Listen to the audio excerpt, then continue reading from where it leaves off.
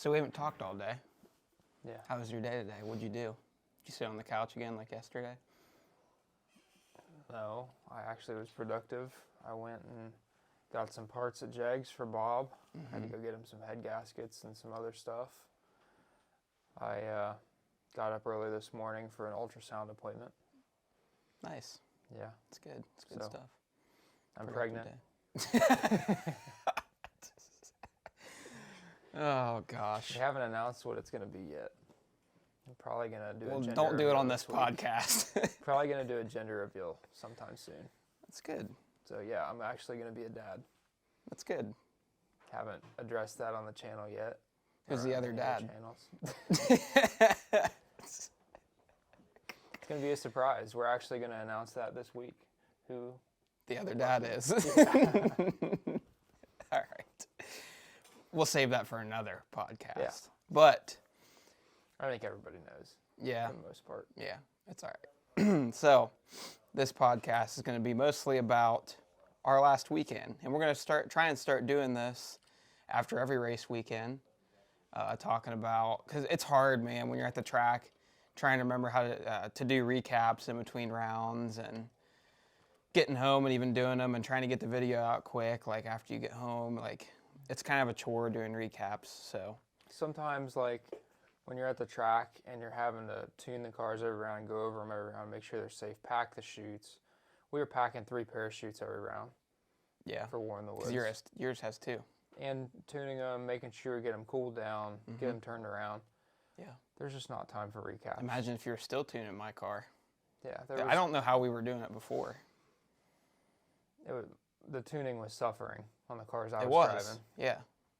That's the thing. If you put more effort into the race cars, then the filming and stuff suffers. If you put more time, like if I try and take more time to go and help Allison film, then the tuning suffers and I start losing rounds. It's tough. It is tough. That's kind of what we've been fighting recently. It's been a new balance that we're trying to figure out. But we may have some more help with filming here soon. We'll see. Yeah. But at least like we have this podcast channel. We haven't done a podcast in a while, and why not take advantage of it and try and incorporate, talking about our whole weekend in a more relaxed setting where we can actually just talk about it like normal people here. But first thing I want to talk about was this teaser that you made. Do you think it was better? Do you think it was better than the Lincoln Park one? I don't know, man. The Lincoln Park one is tough to beat. I think this last one was the most cinematic one we've done, and I think it was... It was like a movie trailer. I think it was the most professional. For sure. As far as hype, I don't think anything's going to beat that first Lincoln Park War in the Woods trailer. Yeah. So I'm curious. That first one made you just want to run through a wall. Yeah.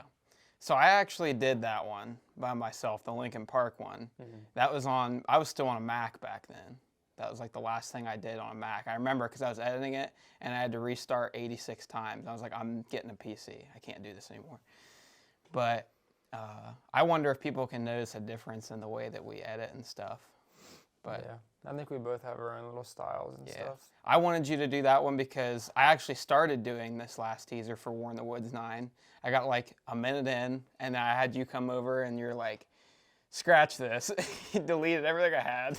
And then... Well, I gave you the song idea at first, and it was a Godsmack song, and it was good and everything, but... It was the same, it was getting old, like the metal, that we just kept using like hard rock every time, and just kind of getting old. And there was other people using hard rock. And so I wanted it to be a little bit different, because everything's starting to look the same and sound the same. I want our videos to stand out always. Yeah. Where'd you get that? You got that song from Stranger Things, didn't you? Yeah. That was the first time I heard that song, was the Stranger Things show. Back when we were on our Stranger Things grind, binge watching it. Yeah, but I don't think, not everybody's seen that show, so that may have been the first time a lot of people had heard that version of the song. Yeah. I texted Dad after you were done making the teaser. He was like, what song did you guys use? And I said, it was Journey, Worlds Apart or whatever. And he was like, that doesn't seem like a drag racing song. I'm like, just wait, just wait. But yeah, how long did it take you to do that teaser? About 5 hours, I think. Some people are always curious. I get more and more people every weekend asking us about the editing stuff. It takes 5 hours once you actually have everything organized. It takes 2 hours to download all the footage, and then an hour to edit all the GoPro footage. But you did all that for me. Yeah. But as far as putting the clips and the music together, that was pretty much me. And then you went back and cleaned it up and added the announcer at the end because we were waiting on him to send that over. That was the last thing we had to add. So yeah, that teaser was awesome. I mean, that was one of the best. But they both have their styles. The Linkin Park one makes you just want to run through a wall. The other one makes you feel like, I don't know, man, like it's like a movie trailer, like you're about to watch like a whole documentary or something. But yeah, the other one's just really epic. It's very entertaining, I think. What did you think of the race? I would say out of all the War in the Woods, like something, I know we both kind of have our notes, but something that I wanted to dive into was just like, I think the first one we went to or that I raced in was like War in the Woods 7 or 6, I can't remember. It was a couple years ago. And when we first got there, like the all factors, like, I mean, you're immediately just sketched out because, I mean, just look at the track. Like, you're in the woods and like everything is kind of like you drive down, like there's no dirt and dust everywhere. There's no actual good roads, like all the pit roads. Like, so you drive down into this big like valley where the track is, and then you're down just in the atmosphere. And then, you know, you got the grass through the middle and like the old guardrails. The shutdown is like super short. When we went there the first time, like it's super scary. But now, like they've done a lot of upgrades to the track, so it's not as bad. You still get nervous racing there? No. No? Actually, no. Because I didn't think so, because the tune-ups you were putting in your car were pretty aggressive. Yeah, before I was just like, I'd lose second round. I'm like, I got to make a pass down the track. I'm ready to go home.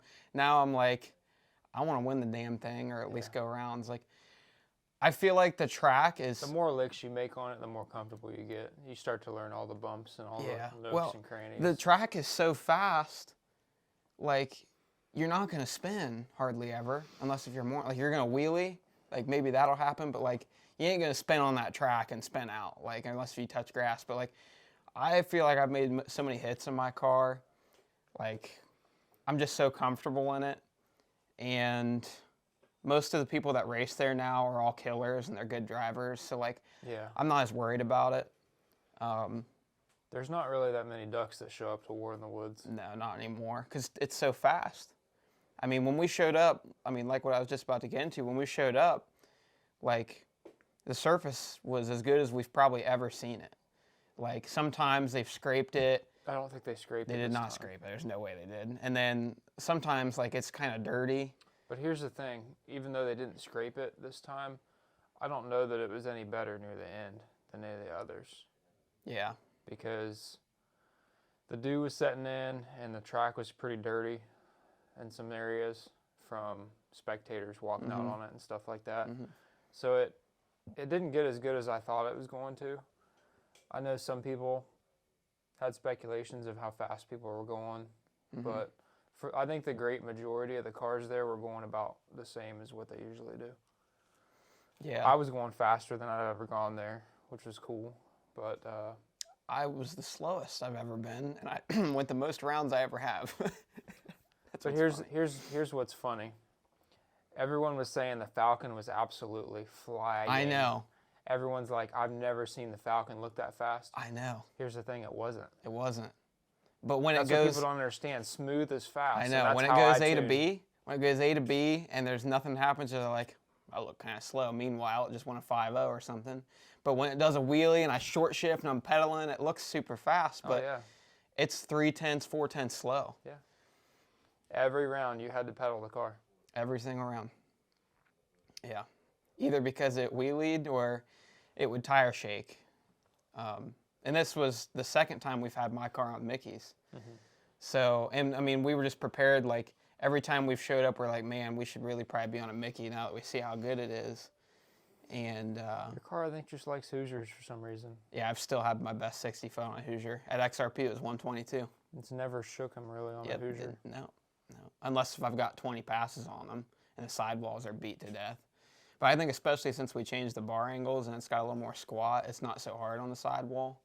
So, I mean, that probably helps it too. But yeah. My car was doing pretty good. I was pretty happy with it. I think... How about that first round draw? Yeah. Frankenstein was tough, obviously. That car is probably top 3, top 5 in the nation on a small tire right now. And I just don't have...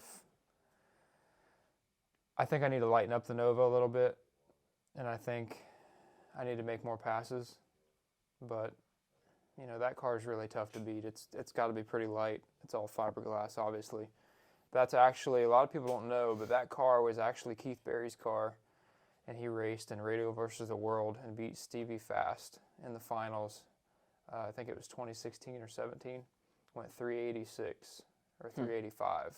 So that car was something even before, like Frankenstein was something before it was Frankenstein. Like they didn't just build that car from scratch. No, I mean, I think they've altered it in some ways for no prep racing, but, you know, obviously they did probably shock changes and stuff. They probably got Ron G's on it, and they put a 28 Mickey on it, and they've probably changed the converter, several different things. But yeah, that's Keith Berry's old car that won Radio versus the World. So yeah, that's a really tough car, and I was not 100% sure with my tune-up first round, and so I had my traction control pretty tight, and it hit it all through the middle and just kind of rode traction control and was pulling about 16 degrees out of it. You're worried you were too aggressive? I had it tight because I was worried it was going to be aggressive and I wanted it to catch it, but I think the track was there, and I was a little too conservative in the middle, and then maybe a little too aggressive early because it lit the tire at 0.4. Bottom line, I just really need to test the car more. It's been hard to test. And find good surfaces to test on. Right. Like we, that. We don't have a lot of surfaces around here to test on that are similar. And it seems like most of them are like a bracket test and tune, and it's hard to get a lot of passes in. You get two passes if you're lucky. We really need a place we can go and rent for a day or two. But the Nova is coming around, and I've got some really good tune-ups for the next time we're there. Just it being able to go straight, like me and Allison always talk about, like we're not so scared anymore. The travel limiters helped a lot, I think. We're not so terrified of you making passes in the car anymore. Like we've watched it go down straight plenty of times now in a row, and we're not like scared to death of you being in that car, like when we're filming you. I think travel limiters could help Sherm's car a little bit. Think so? Yeah. I think his car had a little bit too much travel for that track. Because if you've seen, you know, obviously he wheelied against you. Your guys' setups seem to be pretty similar. If you watch Ryan Mitchell, his car didn't have a lot of travel at War in the Woods. A lot of the fast cars don't. Like Frank, I don't think that car has more than 3 inches of travel probably. It doesn't have much. And it sits really low. Yeah. That car just seems like it's really stuck to the track, front and back. And we actually, so after day one, after we kind of struggled a little bit trying to figure out like how everybody was, I don't know, we were kind of trying to figure out like why my car was either shaking or wheeling. We're trying to figure out why your car was kind of, I don't know. So we sat down and watched some of the passes, like some of the fast cars like Frank and KC Max or like Bear Trap. And they're all, or like Todd Spears' car too, his car leaves ultra soft on the hit. We were watching all these cars, and if you just watched like the Mickey, the logo on it, they don't like, it doesn't like squash the tire and then just like it's like, it rolls out a few revolutions, and then it's like they just start dumping in power at like 5 feet, 10 feet out. And I mean, that's something I started incorporating that day into my tune-ups.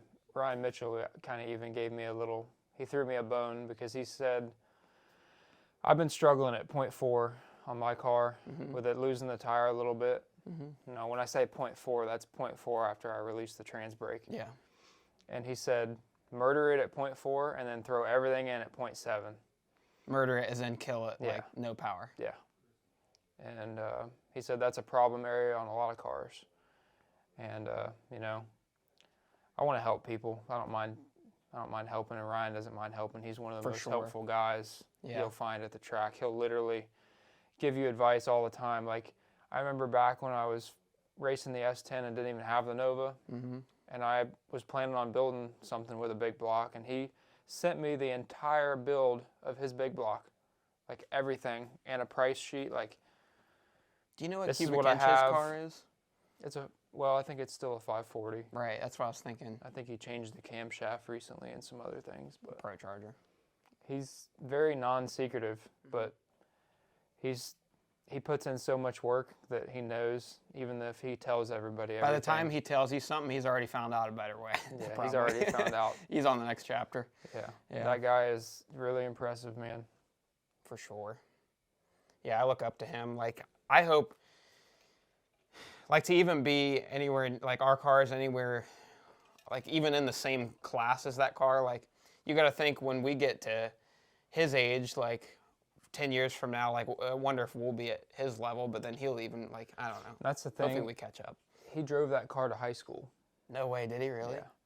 There's pictures of him with that car and, like, senior pictures and stuff like that. We got to do a podcast with him.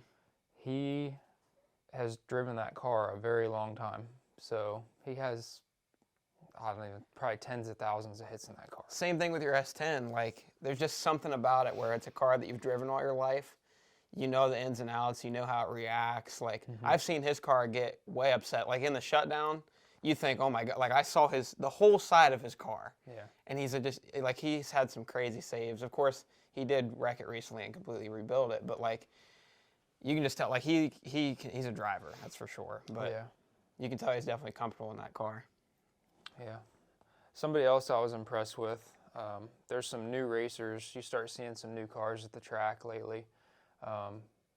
There was a lot of new cars that I saw at War in the Woods. One of them was Ian Green. He's a 16-year-old, and he went 2 rounds in the second chance race. Which car was that? He's an 88 Mustang. It was silver with race stars on it. But he was 16 years old, and I remember Jamie Deere, the announcer, was kind of talking about it. And he was reading off the card, his tech card, and it said sponsored by Mom and Dad. Oh, that's 16 years old. You know, I think I heard about that. Yeah. So, I mean, that kid literally just got his license, and he's going down the sketchiest track in America with some of the baddest motherfuckers on the planet and went to the 3rd round in the second chance race. That's pretty cool. Yeah. So, I mean, if that tells you anything, like, anybody can get into this and do something. It's pretty neat. Awesome. How about the guy with the 240 that said he raced Swamp Thing? But do you remember him? Like, he told you he watched a channel and decided he wanted a car or something? Yeah, I don't think he had no prep raced before, but he had been into cars and stuff. But the videos, and I think the first video that we did with the Linkin Park music and stuff like that kind of piqued his interest, and he wanted to come out to War in the Woods after seeing that. So he took his 240. It's a 2J car. And he come up to me and he was asking me all kinds of questions because he had never really been on slicks and Hoosiers, and just had a bunch of questions on tire pressure, and I tried to answer him the best I could. Meanwhile, he's out there. Now, of course, Swamp Thing wrecked, but he beat Swamp Thing. I think he won 2nd round, too. He might have. I don't know if it was buyback race or that car was impressive. It made a lot of power, and it come up on boost quick, too. I was surprised. For sure. For a inline 6 car, that thing was nasty, you know. Who else was impressive that was there? Bear Trap's always fast. Of course, you got to... There was an orange Camaro there that was really, really quick. ProCharge orange Camaro. He lost to Todd Spears by a bumper, I think. But he came up to me and talked to me for a little while. He doesn't do Facebook, but he was a ex-mud racer. And he got into no prep racing because they started doing bracket mud racing. And he said that they were building $60,000, $70,000 mud trucks and hitting the brakes, and it just became not fun. So he got that car. He actually went to Puerto Rico to get it. He bought that car in Puerto Rico, a truck and a trailer, for $50,000, and had it shipped to Fort Lauderdale, Florida, for $2,500. That car was a running 505 nitrous big block car. Holy shit! He put a ProCharger on it and stuff. I think it's a ProCharge LS. Was that the guy that spun out in the Yeah, that's the guy that spun out in the shutdown. I talked to him. Interesting technique. He actually owns the car that I raced in the finals of the second chance race too. That's his buddy driving it, but he owns both cars. But anyways, he had a pretty interesting story on how he got the car, went to Puerto Rico and had it shipped over here, and that was only his 4th pass on the car, and only his first time pulling a parachute, I'm pretty sure. Yeah. Dude, how about that blue Fox that you raced in the finals? That's his buddy's car. Also his car. Dude, the LS in that thing. what was it, like a 470-inch cubic. 470-inch LS. Dude, that thing LS. sounded rowdy. Sounded nuts. Yeah. I want one of them suckers. That's the car that spun around at the pad earlier this year. Was it? Yeah. Oh, Remember? wow. Yeah. He spun it around, got back on the road like nothing happened. I put in the video of his car backing up and it's sitting there. It was just against like Chicken Hawk, yeah, I believe. Yep, I remember that. He was out on Chicken Hawk. I put in the video of his car backing up because I wanted people to hear it, and it just sounded so good. I've never heard an LS sound like that. Sounds disgusting. Dude. Yeah.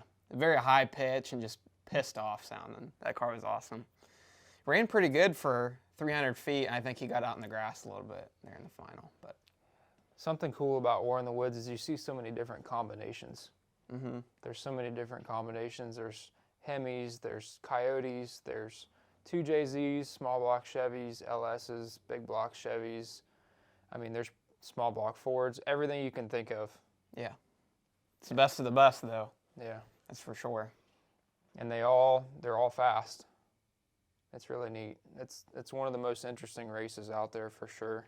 There was actually a guy that runs E3 Extreme there. He usually covers radio racing. And he was out there taking photos, and this guy kind of had a conception about no prep racing, that it was stupid and the fans were kind of, you know, hillbillies, and he stayed there and he had one of the best times that he's ever had at the racetrack. Pretty cool article. Yeah, I think I saw it on Facebook today. Yeah, I think there's a big misconception. There's certainly some things that we need to do better. Like safety-wise, like there's a lot of tragedies that have happened, but stuff that should definitely be avoidable. But yeah, I think there's a big misconception that everybody thinks we're just like terrible terrorists or something. Yeah, well, everybody signs a waiver, I guess.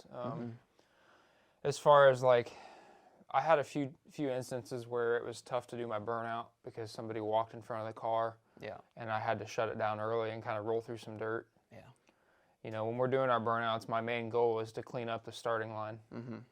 And if I can't do a straight, effective burnout, then that could cost me a round if I have to leave in somebody's footprints. I would say War in the Woods has as far as like, it has the most variables out of any other race we race at. Yeah. There's so many things that can happen between, you know, people walking through your tracks, drunk guy spilling his beer, like. Well, and I think I don't mind the people in the starting line if they're not drunk. I think there needs to be more security there to keep drunk people off the starting line. Definitely no beer bottles or beer cans on the starting line. How do you feel about little kids? I think there's kids gambling up there. Some kid tried to take $20 off me. I don't mind the little kids as long as they're not right up against the cars. If they're up on dad's shoulders or whatever, I feel like they're safer than they are on the ground. It's just part of it, I guess. Yeah, it is. Yeah. There's part of it. I keep seeing more, especially at War in the Woods, there's little kids up there gambling. There's always some like little kid tug on my hoodie. I look down like, what the fuck? It's like, $20. I'm like, I don't have any money. Yeah. So there was a kid there that it was his first time at a no prep race ever. And he brought $75 with him. And this is one of our friends, you know, that watches the channel. There's Art's son. Yeah. He brought $75 and left with over 1,000. Damn. Betting on us. Damn. And probably other me. people. Yeah, I mean, sure, he won big money, you know, and he's probably getting money from his dad and stuff. That's pretty cool. But now they're addicted. I wonder if dad has a share in the stock. Like, I'm sure he asked for a percentage. Maybe. Yeah, I loaned you this so I get a little bit back. Yeah. Yeah. Yeah, we should talk about some of my upsets. That's one thing I wanted to talk about. So what was the first one, Todd? Well, so let's start. So all of my passes. So I got to race Alabama Patches, which I've always wanted to race that truck. That was first round of the whole shootout. And I think that was a great matchup. Like both of our cars they're both like no prep cars. that are on a surface that's like really fast. So like, I don't know. It was going to be interesting. And it was a pretty good race, but Charles It's Snyder. definitely more of a race car than the Falcon, I would say. Yeah, probably. But Charles Snyder, he's the guy that drives that truck. Really nice guy. I was watching him in his truck all the way back when we went to the hole in Atlanta, and he won, or he was in the finals with Chicken Hawk and spun his truck around. He broke a ladder bar or something. And then even when he was racing at the pad, I remember his truck was just like leaving hard as hell and wheeling like 300 feet at NASA. And I was like, God, that thing's badass. That was making me consider like maybe I should do a ladder bar. We should do a ladder bar setup on one of the trucks. Yeah. But yeah, so that was a good race. And Charles Snyder, once again, he's an awesome dude. I talked to him for a while. He's been through a lot of shit, man. Yeah. He's been through a lot of stuff. For sure. He's lost 2 really close friends in a short period of time in the racing community, either at the track or on the street. And I'm just glad that he's still racing and doing good. Yeah, for sure. Yeah, that's a whole nother story. Yeah. We'd have to get him on a podcast too. I'm sure like he's got I'd love to get him on an here insane if outlook. He'd do it. Yeah. But yeah, and then so second round, of course we did the first 2 rounds on the first night. Second round, I drew this white Mustang called White Chick, and you told me he actually won at the Grand Hustle, a couple years ago. That's Andrew Lavender. He's Andrew actually Lavender. got a YouTube channel too. Yeah, I didn't know that. I don't know what it is. Is it just Andrew Lavender? Yeah. So he had one of the fastest 4.6 2-valve cars in the country, or the fastest. He had like a world record. Yeah. And then I think he put a Coyote in it, but he stopped making videos after he put the Coyote in it. So I don't know. Hopefully he starts back up. He had a pretty good YouTube channel. I'll have to check it out. But yeah, so we raced him, and I didn't mean to guess the light. It just kind of happened. It's probably good that I did because I still didn't have my tune-ups right. Like I was pedaling still and like still trying. I was kind of in the dark a little bit, and I still only went like a 5:38 or 5:36 or something on that pass. And if he would have went anything faster than that, he would have won if we left even. But I didn't mean to guess the light. It just kind of happened, and I think in the back of my head, maybe I was kind of thinking about it, thinking like, these cars are really fast here. I might have to guess the light in the later rounds. I knew first and second round, if you lose, you get to go in the second chance race. And I was like, well, I'm not going to be sick to my stomach if I lose this. Like, it is what it is.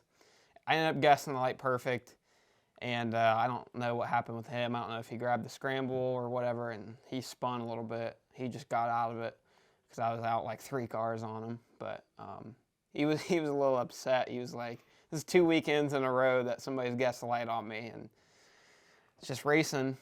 I've been there. People have guessed the light on me and won just the same, so it's just part of racing. It is. Yep.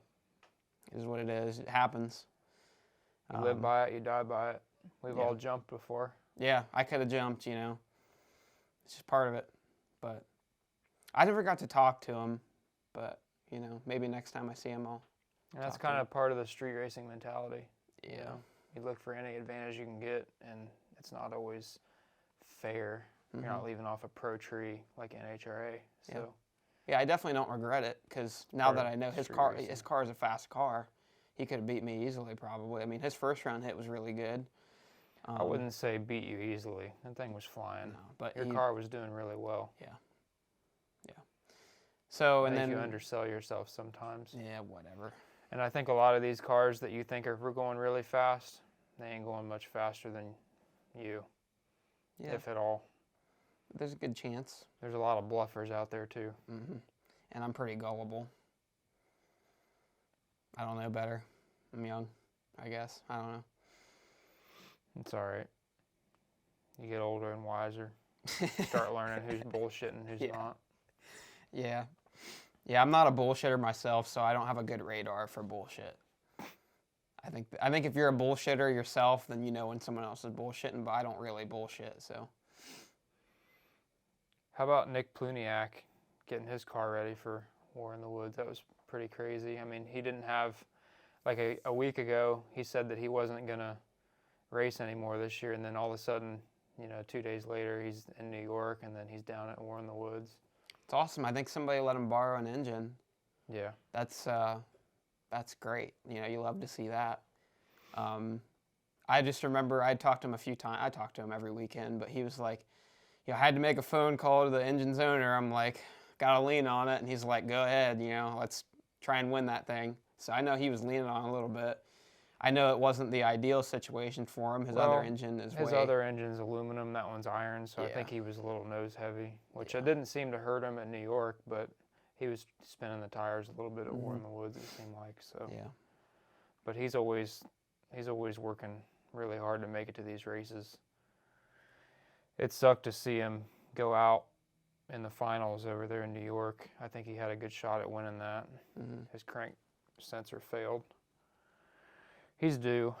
He really is. I told him, I was like, he came over after I started. I think I beat Sherm, and I was telling him before the race, I was like, I might just try and win the wheelie contest at this point. He was like, he was telling me the same thing you're saying. Don't sell yourself short.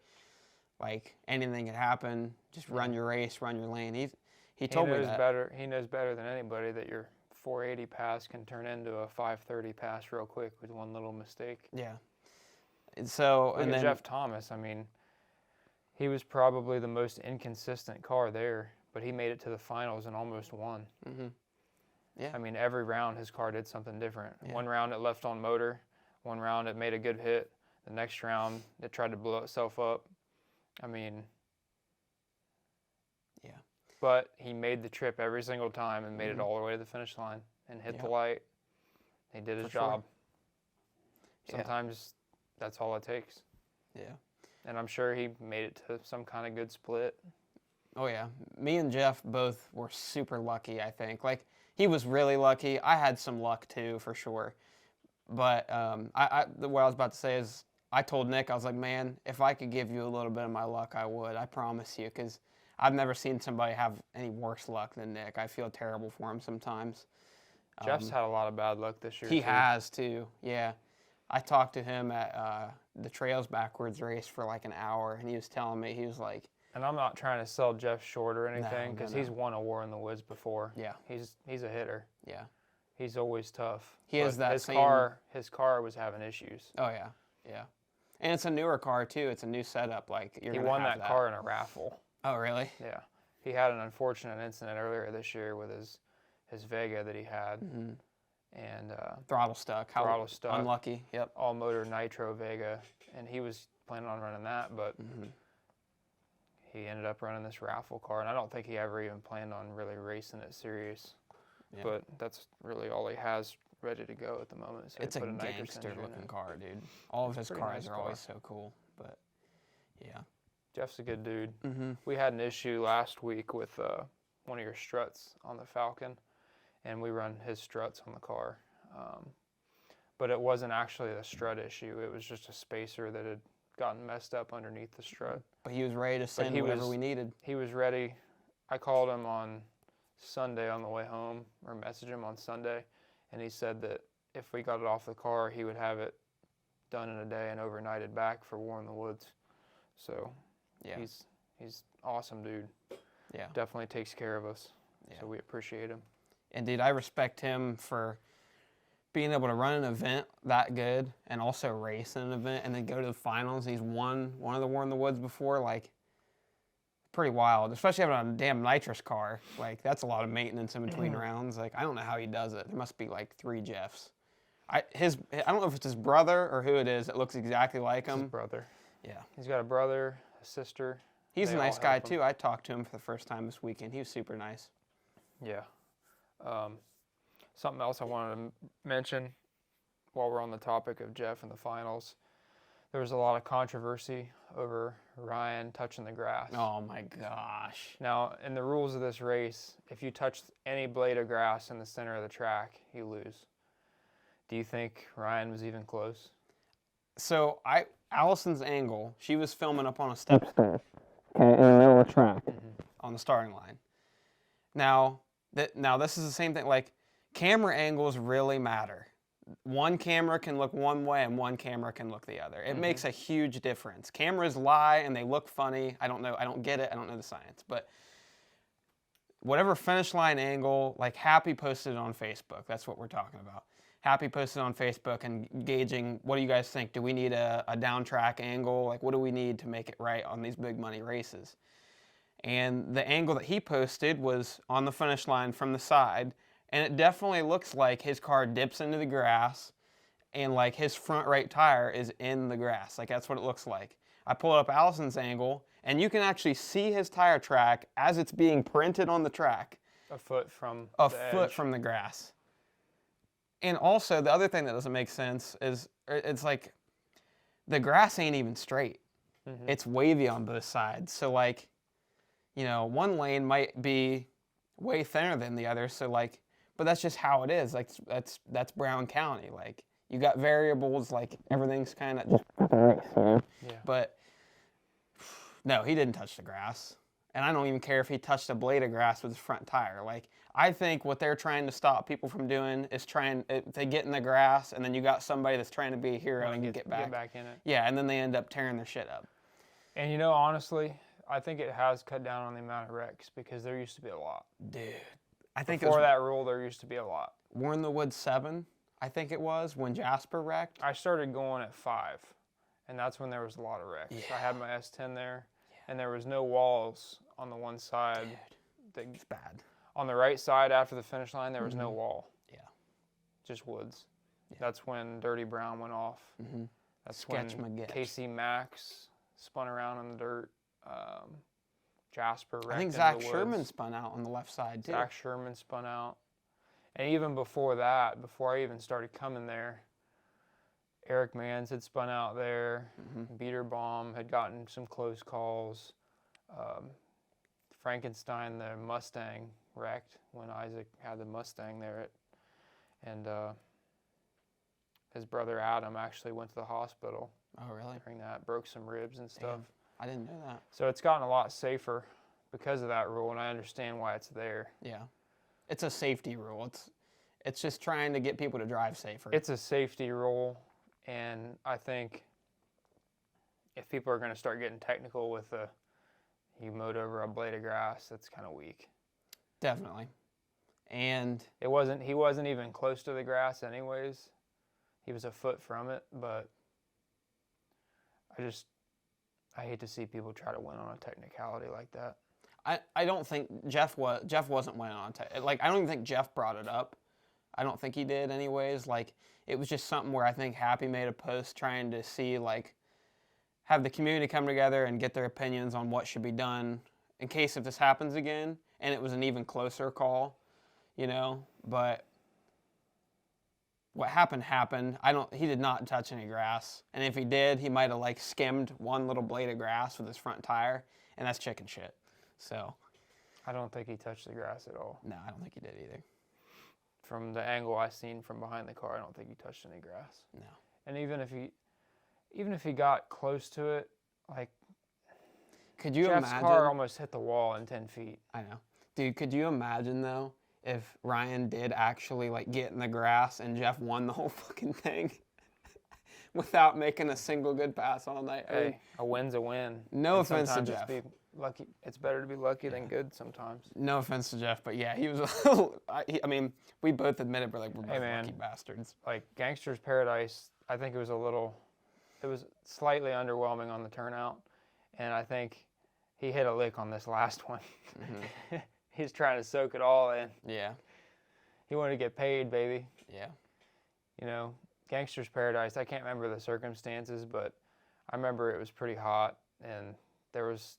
I think it overlaid a few other races, too. Yeah, there was a few other races going on and stuff like that, but this last one was a banger. That's for sure. To me, like, I don't know if they're doing any more Gangsters Paradises, but they should just leave that track for War in the Woods, 2 a year. Yeah, I think 3 is a little too much. I Yeah. think 2 a year is about right. I think one in the early part of the year and one in the late part of the year is good. Yeah. I don't like being there when it's miserable hot. Yeah.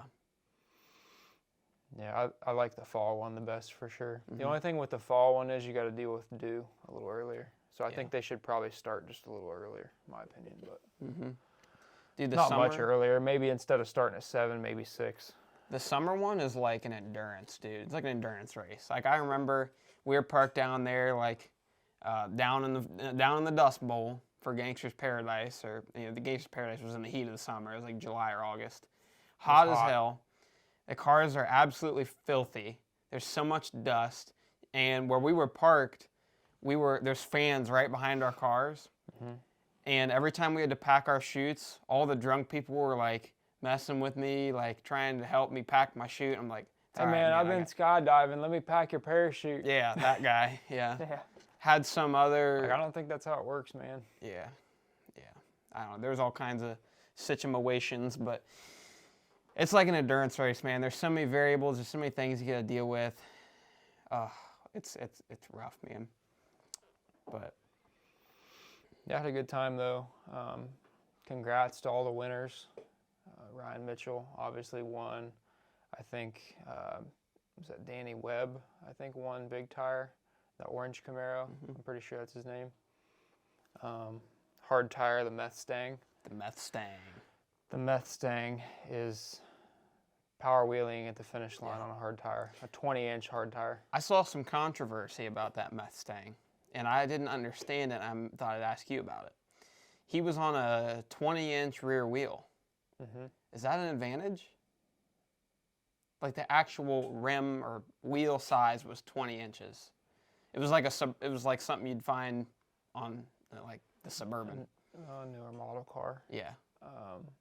I don't see how that could be an advantage. It looked like his tire was like, it almost looked like the difference between non-W and a W. Like it looked like a wide like base. Like I don't know if that makes it.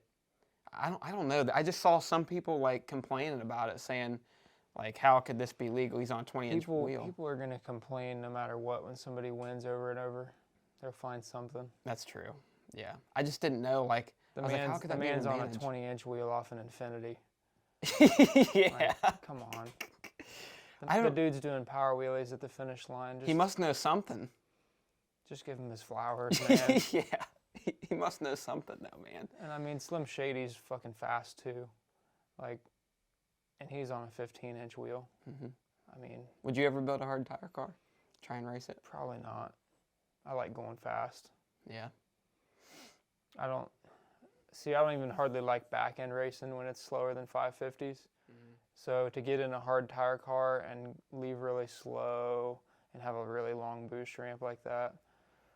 And honestly, a lot of the cars that are winning, they're not even close to the other cars. Like the racing isn't even that close, it seems like. Yeah, because there's 25 people that are around the same. Too slow for any of the other classes. That's the only thing they fit in. And that's why I think there needs to be some kind of class. And it's like you're either in hard tire or small tire. Like, and then you got the small tire cars that aren't really fast enough for small tire. They set their shit up for hard tire and they dominate. Yeah. So, I don't know. That's a whole nother topic. But well, you can only fit so many classes at War in the Woods. You can only fit so many cars there. In a race in general. Yeah. But if they had more room, yeah, throw another street class in or something with a cruise. But there's just not enough space. You know, you're already parking some racers out with the spectators. Dude, I think they had like 38 hard tire cars though. It was like 8,600 to win. That's a big hard tire race, dude. I remember when small tire pots, 8,600 was a big deal. Now I mean, it still is. Yeah. Anything over $5,000 is like. I really liked how they did a second chance race with first and second round losers. Yeah. Because there was 36 cars in it, and it felt like a whole nother race. And it was competitive. There's so many people I talked to first round that said, I just want to get in the second chance race. Like, I don't know how I'll race some of these killers, but when you do first and second round losers, it's like, even then there was freaking killers. Like Duval was in there and you had to race him. Yeah. Like there was no way of dodging around. You just got to be fast. Like, I mean, unless you're lucky like me or Jeff. Yeah. If you remember, me and Logan got tangled up the last time I was there, so there was some nerves a little bit going into that race. I know we both wanted to win that really bad. And did you guess the light or did you just nail the shit out of it? I don't think I guessed it. I could just feel it coming on. You definitely didn't guess it as bad as I did.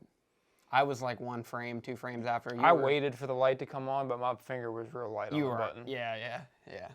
I swear, I shouldn't say this because Limpy will change up on us. But he's getting easy to guess on. I feel like. I mean, when you're up there flagging 50 million cars, it can't be. I mean, when his hand goes down, it's got to come on within 1 to 2 seconds. Yeah. He's not going to sit there forever. Some of the cars take a while to build boost too, so he's not trying to hang nobody out, you know? Yeah. I mean, there's still probably, was there anybody that you saw jumped? The blue Mustang that you raced, he jumped. He jumped Bad. blatantly. Yeah. When he raced Todd. Yeah. He almost won the wheelie contest, but our boy CJ won the wheelie contest. He put it on the bumper, ripping it like rap, rap, rap. So that was pretty awesome. Dude, the winnings for the wheelie contest were like almost $2,000. Yeah. CJ's won something like every weekend for a while now. Yeah.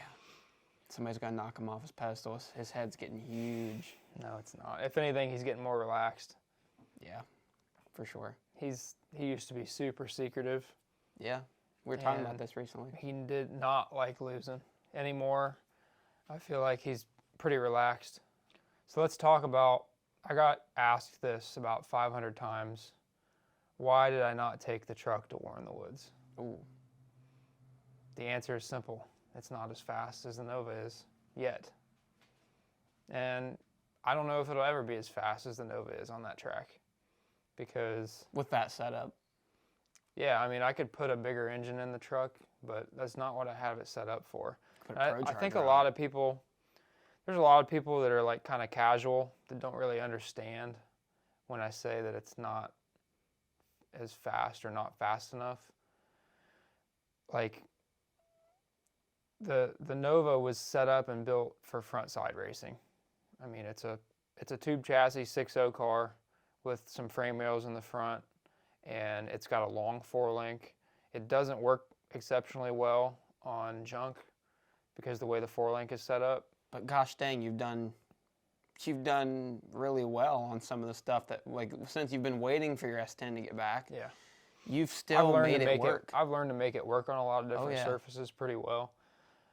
But to take that car and do street racing with it all the time or do back end of the track stuff with it, I would have to be slinging bars every week and changing bar angles and changing tune-ups. And I really don't want to do that when I have enough cars to have one for the backside and one for the front side. I really want to focus my S10 on backside racing.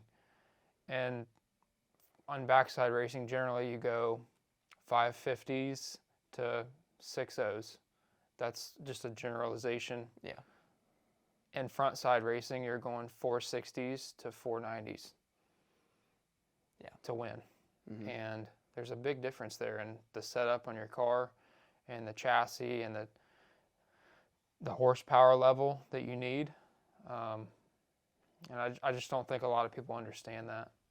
We've been trying to do it for years, for a couple, like since we've had my car, you know. Doing both, and the reason that your car can do both so well is because it's a 4-link, like a Mustang. But dude, we've only switched the bars one time. But it doesn't make 2,000 horsepower. Things get different when you start adding big boy horsepower to a car, what it likes chassis-wise. And we may have to make even more changes when we put the 380 in it. Who knows? Yeah, I'm trying to figure out how we're going to get to stop wheeling when we're getting on stuff like that, like really fast. Like, there's lots of things we can do. We haven't put limiters on it yet. It hasn't. That's something that helped my car a lot. And I think you could probably run your shocks a little looser if you had limiters, because you could get it to that point and then limit it, rather than having it tied down so that as soon as it comes off the line, it's not trying to move at all, and it slowly comes up over time and it kills ET through the middle. If you had a limiter on it, it would probably do a little bit better. It's something I've been wanting to talk to you about. Through every round this weekend that I went through, I made a significant change in something. Like, first round, I had the weight. I didn't have any weight in the car. No weight. No weight in the car. And I was leaving super hard and it would shake the tire at like 0.3 to like 1 second, and I'd have to pedal. I put the weight in the car, and then I would tighten up the front, and then it was like starting to power wheelie. And so I made so many different changes. Like I was throwing weight in the car, taking weight out of the car. You learned a lot. Yeah, for sure. And you're changing your launch RPM and how much boost you're leaving on, how you applied power in the first half second. Mostly I learned that from just watching the fast guys, and it worked really well for me. You learned that if you dead stick the tire and try to throw everything in on an aggressive ramp without hitting the tire real hard, it tends to power wheelie. Yeah. But if I could just not have it power wheelie, I would have been flying. I just think with how how the bars are on my car and how the wheelbase is and like just how the weight is on the car, like I don't know, like it probably is going to take limiters. I'll tell you what, Todd Spears' car, if you watch it, it kind of works like a big tire car on smalls. He's not hitting it real hard off the hit because it tends to squat. Mm-hmm. But when you squat a car that hard, it almost can't wheelie. Yeah. So that may be something that we can experiment with, just taking a little bit, less bar angle on that bottom bar. Yeah, I told you, I was like, before the weekend, I was like, maybe we should make it squat a little more for this weekend. If we got it on Mickey, we're going to be leaving hard.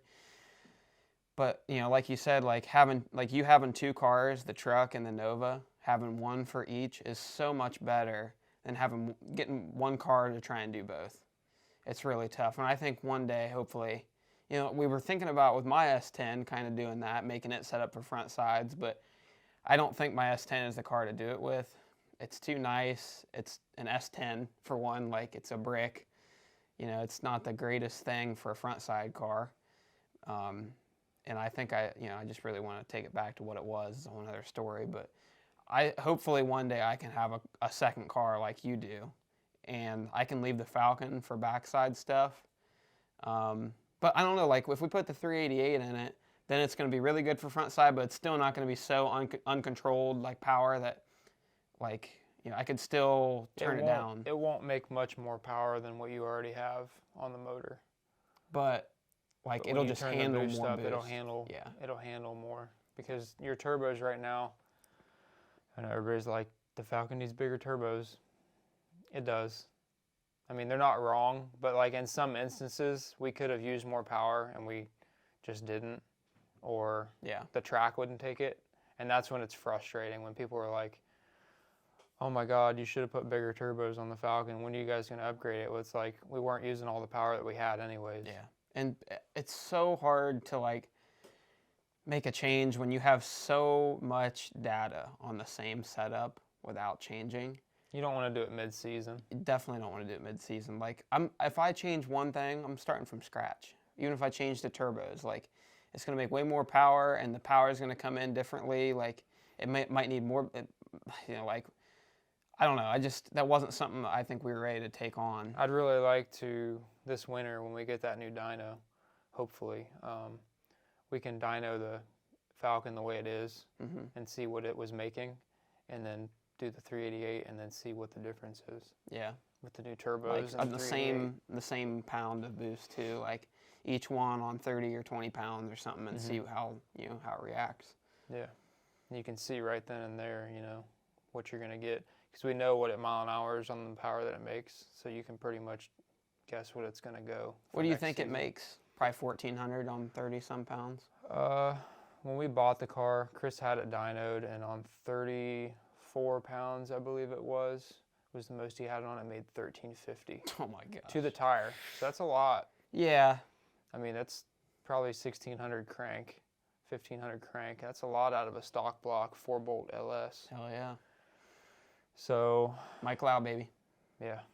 He builds a hell of an engine. It takes a beating. Yeah. And a lot of people thought you blew up your car because you locked up your brakes. Yeah. Yeah.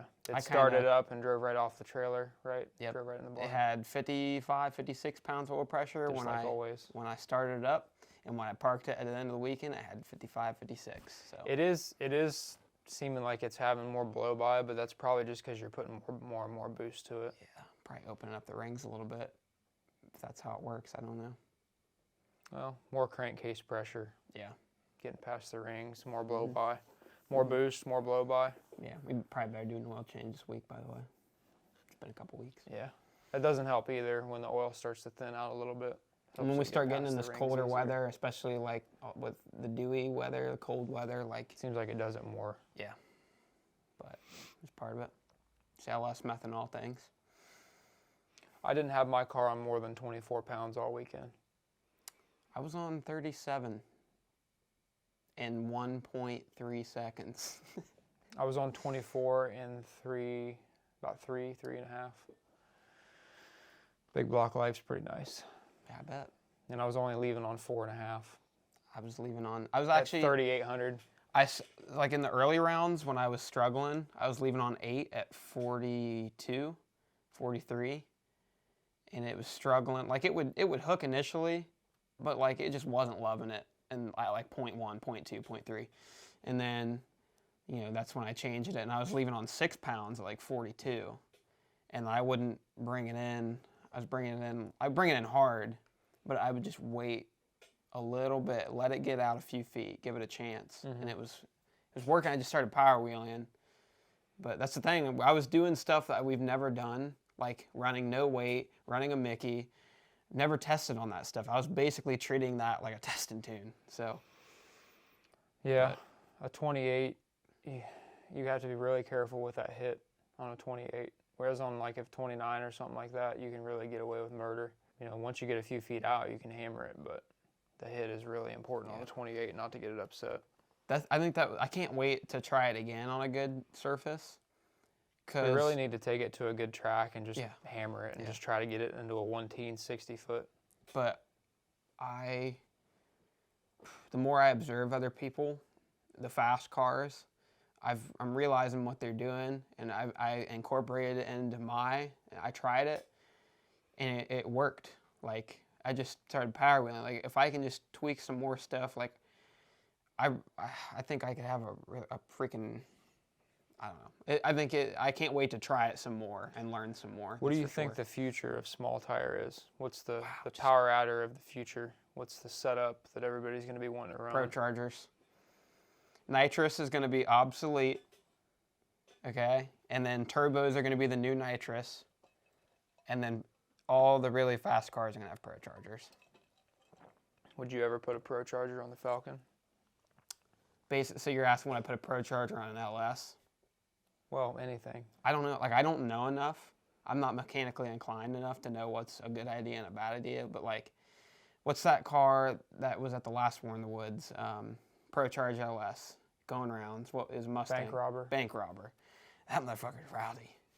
And it's fast. And well, I mean, Ryan kind of seen a lot of those cars at that War in the Woods, and they were at his door, you know. Yeah. And so he decided to change to ProCharger because he's seen the writing on the wall. And now, obviously, he's going faster than he's ever gone. Yeah. So that's saying something. And he only has a few hits on the car. Yeah. And I don't think there's a replacement for the ProCharger in the first 330 feet. And that's why a lot of the guys that on big tires, too, went to it. Even on street outlaws, like the nitrous cars, I don't think... I mean, Bobby Ducote's holding down the nitrous. He might have a ProCharger now, though, does he? I can't remember. Still nitrous. He's still nitrous. He's holding down the nitrous for it. There's a couple other guys. But, like, I don't think the turbo cars are doing very well on street outlaws. Murder Nova, he switched to a ProCharger, right? Like, I think nitrous will be, no offense, Jimmy Dale, I'm sorry. Nitrous is just not cutting it anymore, I think. I don't know about that. I think in 28, small tire nitrous can still win. But it takes a little luck here and there. It takes a lot more money. Yeah. You could have... And a lot more work. Dude, I was talking to 10 soldiers at No Prep Kings last year, and they're like... They won small tire this weekend. Hell yeah, they did, at Dragway 42. But I was talking to them a while ago, and they're like... I was like, you guys have got to be spraying this thing with, like, so much nitrous. He's like, yeah. It was like over 850 horsepower. I was like, oh, my God, I can't even imagine, like, just fucking donkey flames out the side of this badass. Trust me, I love nitrous, but And then they're like, yeah, we still haven't run the same mile an hour as one of our LS setups in our old car, like turbo LS LS. turbo, Yeah. I'm like, oh my God, it's got to be painful. Yeah, you're definitely lacking in mile an hour, but 60 foot, it's on. But well, I think it depends on what kind of surface you're on. Like, look at Raggedy Ann. If he goes to a back end or... yeah. The Combs Airport race. Yeah. The last 6 cars were nitrous cars. Nobody was messing with the nitrous cars there. Because they can apply power so much easier. They can leave on the motor. You know, once it rolls back, they can dump spray into it. If I didn't suck at tuning so bad, though, I could have made it further. But I screwed the pooch. But it happens. Nitrous cars just react a little bit better on shitty surfaces, I think. Yeah. They're easier to control power-wise. Yeah, like a wastegate is harder to control than a solenoid, probably. Yeah. Because you're always... solenoid. When you're leaving on such low boost, your wastegate, it almost blows past when it comes up to gate pressure, and then it regulates itself back down. So it's always kind of going to fight itself a little bit. Mm-hmm. Whereas a nitrous car is just, it's doing whatever you tell it to. Mm-hmm. And it's instant. So, I mean, what do you think then? Like, what do you think is the future? I think turbo cars still have a future, for sure. Oh, yeah, I think so, too. Obviously, Frankenstein's flying. It's a turbo car. Yeah. But I think you're going to definitely start seeing more ProCharger cars. We're already seeing that. And really, it just depends on who's tuning them. I think you're right that a lot of the nitrous cars are kind of obsolete, but there's a few left that are hanging in there. But as far as like front side no prep, I think ProCharger and turbo cars are the way of the future. I swear to you, I think like I'm talking like 5 years, like a little while. It's going to take a while, but I swear, man, I think a lot of the turbo guys are going to go ProCharger. Well, I think you can make more horsepower with a turbo for sure. You think so? Oh yeah, yeah.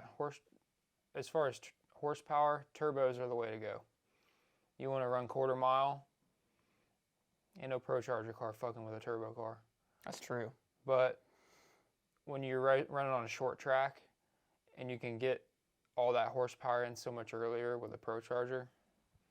Also, like a ProCharger, I've heard is way easier to power manage, like just with timing. Timing is way more effective than trying to like drag your boost ramp, you know, like timing pull is instant and like way more responsive as far as like power management goes. So that's a big advantage.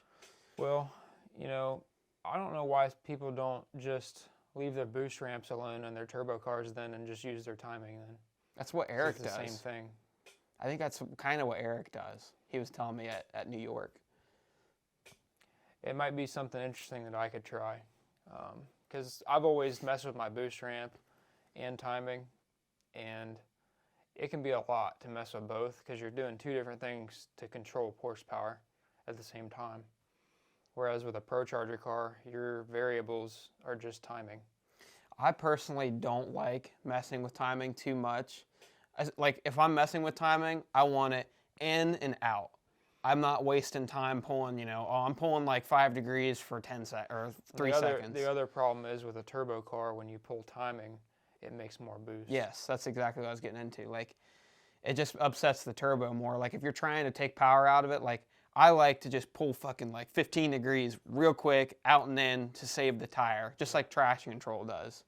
I don't like to sit there and like, okay, well, my shit's ramped in and out like over 3 seconds. Like, you're just building exhaust pressure, I feel like, and that upsets it. You're exactly right. And that's something that Chief taught me too when I was out there.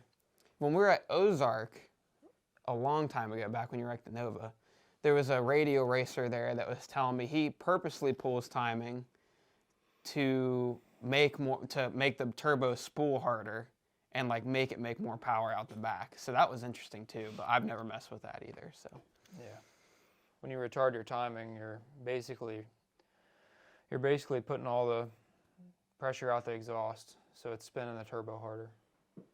Mm-hmm. It's firing late in the exhaust, spinning the turbo harder, which makes less horsepower, but it also makes more boost, which makes more horsepower. So it kind of evens out a little bit to an extent. All right. so we're gonna start working towards wrapping up a little bit. I want a couple I wanted to talk about all my passes kinda, and we got sidetracked. But so after I raced White Chick, I raced Sherm, and again I thought I was done for. Like he's doing really well with that car early on. Car's fast. It's a big block twin turbo car. Yeah. So I thought I was dust, and I think at that point I'd taken the weight out of it, tightened up the front, and I was ready to just have it all in at like 1.3. Well, we get up there. First of all, he's shooting flames in my window. He's singeing my eyebrows with that thing. And we take off. My shit feels great for like the first half second, and I feel it start coming up. I'm like, shit, I'm gonna have to pedal. And I knew if I had to pedal, I was dust. Well, I pedal. Somehow I held his car off. I don't know how. He had to pedal too. He pedaled his wheelie towards the left, so he had to set his down. That was the first time he's wheelied in his car. Yeah. New car. So I got lucky. He had to wheelie. But well, I mean, I wouldn't say you got lucky. You're both on the same track dealing with the same bullshit. Yeah. I don't know how he didn't drive around my ass though, because I know that motherfucker miles hours. I don't know how I held him off. Sometimes when you pedal a turbo car, it doesn't come back right. Like it gets upset a little bit. That's one other thing about turbo cars. Like my truck, it used to have an issue whenever I'd pedal it. It would only build half the boost that it had before. Yeah. For some reason. I remember that. And I don't know if it was one of my blow-off valves sticking open or what it was, but it did not like being pedaled. Yeah. So that was why I always tried to not pedal it unless I absolutely had to. Never lift. Yeah. Because it was a dud every time I ever had to pedal it. I was racing Perry one time at Marion, and my truck went up into a big wheelie. I pedaled it, come back down, and it was just dead in the water. And he You were murdering him. That was the first time I thought you were going to beat him. I was like, oh my God, he's got him. And then you had to pedal. Of course, that's back when... Now, my Nova, you can pedal that thing 70,000 times, and it comes right back like a nitrous car. Yeah. But I think it's just, it depends on your setup, I guess. Yeah. So anyways, then I had to race. I'm sitting there in the trailer, putting my tune-up in, and the radio station's on. I'm listening to them draw chips. And I was last one to be called, and I had to race Todd Spears. And I'm like, are you serious? I mean, it was all killers left. But, so I get Todd Spears. I'm like, well, this is going to be awesome. Like, I get to line up with Flight Risk, which is an awesome name, considering. You raced him once. When he had his other car. Yeah. At the pad. At the pad in the finals. In the finals. He got me by about a car. So now we're 1-1, but not many people can say they've ever beat Todd Spears. Yeah. I get to beat my chest about that, I guess. But it was pure luck. Even Ryan, he was like, I've raced Todd Spears 12 times. Yeah. And I've only beat him 3 times. Yeah. So I've raced him twice, beat him once. So I'm 50%. But I was pure luck. Todd's up there with the top 5. Yeah, I'd say. Absolutely. He's actually the reason I think that the Prestons bought Frankenstein and got away from the Mustang. You're probably right. He beat him at Beach Bend, and they were like, "Fuck that." Nah. Yeah, that's good, man. Like when one person gets faster, everyone else has to step their game up. Everybody hates losing. Yeah, and the people that don't. They sell their cars. I'm even considering getting a lighter car at some point. A lighter car or something that just makes more power? A lighter car, but with the same, engine that I have. Do you think too light? Do you think a car that's too light is like? You don't think that's a problem? No, because you can just put the weight where you want it. You can always add weight, but it's hard to take it away. I don't know, man. I see some of these light cars, they be hitting bumps, and all 4 wheels are coming off the ground because they're so damn light. Like Vegas and shit, they hit a bump, and they're like, phew. That's because their shit's too stiff. That's because they got the wrong shocks and springs on the car. Old bracket Vega, yeah. It's all in the suspension, I think you can never make a car too light. I think you can always just add weight where it's needed, and it'll be okay. Even if it's to the front. What would you build if you're trying to build a light car? Build a Falcon, but mine isn't light. I'd like to build a 55 Thunderbird. Oh, yeah? Yeah. The engines are set way back on them. They're kind of like a Corvette, but a Ford version. That would be sick. They might be a little too short for front side wheelbase wise, but I think it would be cool for multi-purpose Thunderbird deal. with ProCharger. That'd be nasty for sure. Would you do a ProCharge small block Ford or something? That sounds fucking expensive, but... Yeah, I know a guy that's done that. Who? Tony. Yeah, that's right. Dude, they're always telling us. They tell us every weekend they visit. It's like they're ProCharger salesmen at this point. They're always trying to get us to, you guys need to do ProCharger. We told them we were going to do a ProCharge LS, and they're like, why would you do that? We went like 430s with a ProCharge small block Ford or whatever they went, 450s. That's one of them things that's like... 347. Well, we might as well just go get a blown Hemi. Like they go 360s, let's just do that. Like, you get to a point where there's limitations. But I don't know. I'd love to have 10 soldiers build me a car. Mm-hmm. You know, I could wait a year or whatever it takes. Yeah. I could race my Nova all next year, but if I could find something and have them build me a car, that'd be freaking awesome. So you'd have them build a 55 Thunderbird. That'd be sweet. Are those cars triangulated 4-link from the factory? They're leaf spring. Leaf spring? Would you make it a 4-link? Yeah. Yeah, I would do a 4-link on it for sure. Mm-hmm. Or a ladder bar. Probably a 4-link though. A black one, black Thunderbird. We could have a Falcon and a Thunderbird. How freaking cool would that be? Pretty damn cool. We should make that happen. We gotta put out some more videos though. Yeah. Gotta keep making more money. Get this shop done first. Shit ain't cheap. No, it's not. That's the other thing people don't understand. People will be like, well, why don't you just buy a better engine? Yeah. Or put bigger turbo. Like, this shit costs a lot of money. And if you tear a car apart, then we're not racing. Then we ain't making videos. Yeah. It's like, we gotta have something running all the time. I thought I was getting ahead by building the Nova when I did. I was going to be ahead of the curve. Everybody had the same damn idea I did.